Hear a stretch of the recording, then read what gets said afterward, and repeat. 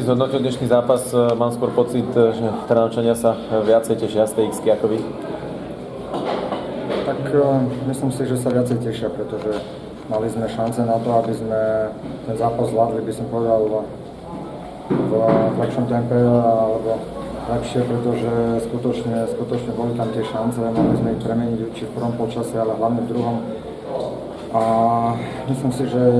remíza je pre nás možno také na začiatok také ponaučenie toho, že ak chceme vyhrávať a hlavne doma, tak tie šance musíme premieňať, pretože bez toho ťažko vyťaziť. Potom myslím, že vám patril tak hlavne ten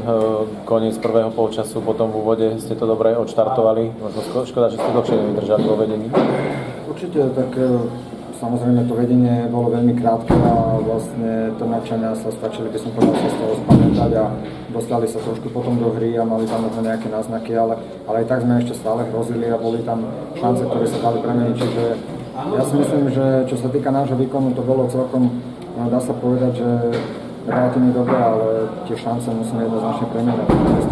bez toho nemáme šancu. Pri tom prvom góle tam to naozaj prechádzalo po milimetroch a som mal aj pocit, že nie úplne ti to ideálne sadlo, čiže naozaj trošku možno aj so šťastím. Jasné, tak v podstate som sa tam hodil tak trošku na slepo, pretože tá lopta bolo ťažko predvídať, kde sa odrazí, ale potom to skončilo šťastne a ako som povedal, je škoda, že sme to vedenie neodržali.